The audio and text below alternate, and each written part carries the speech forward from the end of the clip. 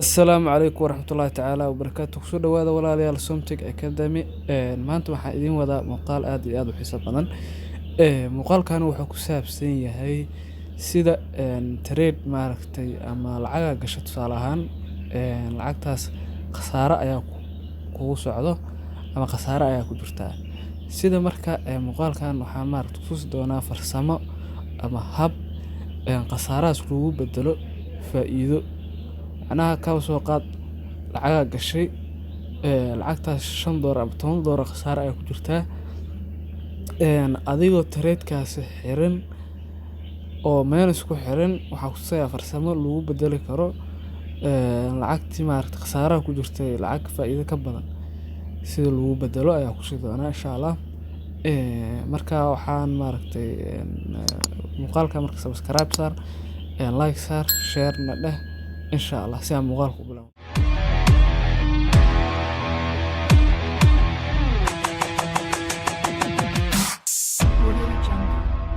Okay asxaabta kusoo dhawaada mar kale muuqaalka hore ayaa galeynaa hadda sida u jeedaan MT4K ayaa imaaday. Sida u jeedaan account-kan 200 ku jirto lacagtan oo dahabkaaga iibsaday lodka ku galo waa 0.01 $2 minus ayaa hadii marooya $3 ku dhowdahay. Okay waxaan rabaa inaan maaragtay trade-kan hadda maaragtay minus-kan waxaan rabaa inaan u bedelo profit inaan u bedelo ayaan rabaa. Horta minus-kan waxaa ku xalin kartaa laba qaab ku xalin kartaa. Midda koowaad waxaa waa adigoo isticmaalaya waxa la dhahayo partial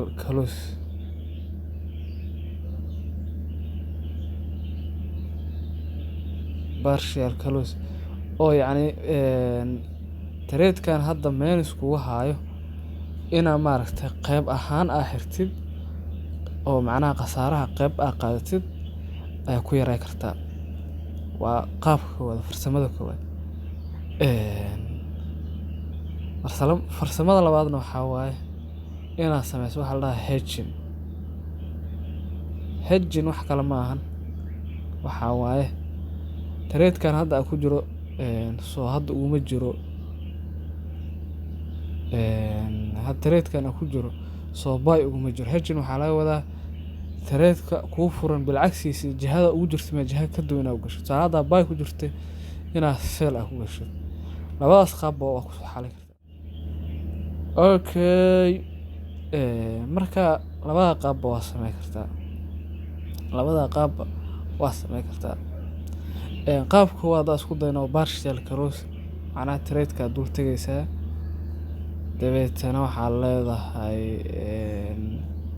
close order aad leedahay kadibna halkaas waxaad gelinaysaa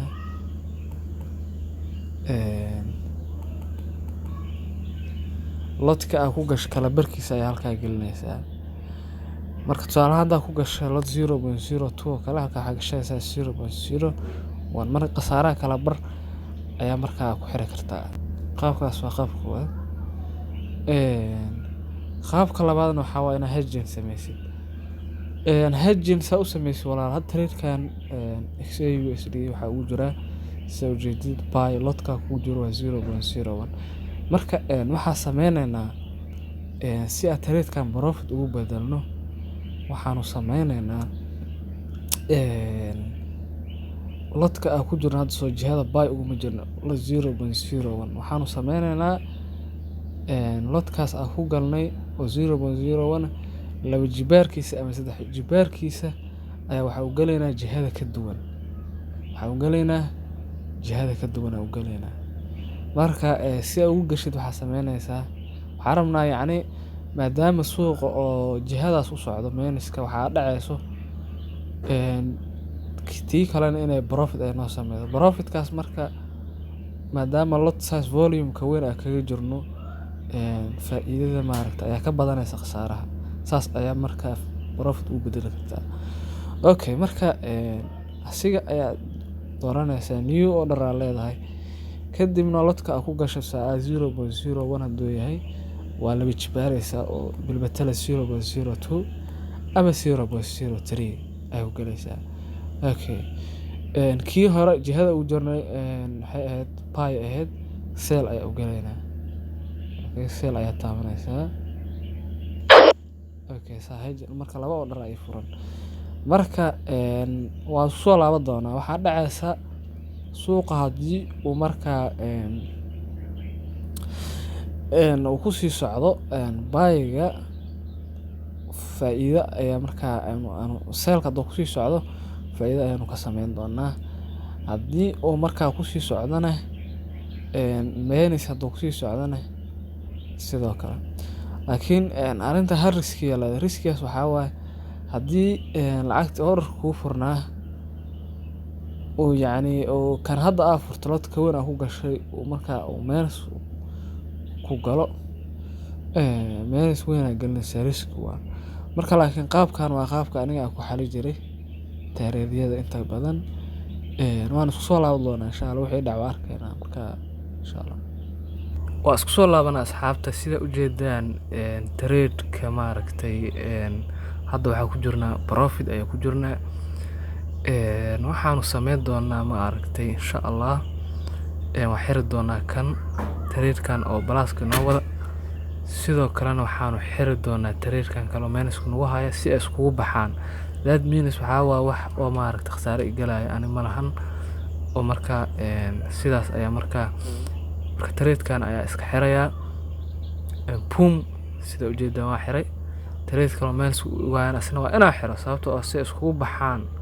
Marka sida u jeedid lacagteeda waa soo ceshtay 200 ay ugu jirtay waliba iyo sentiyaal ay soo raacay.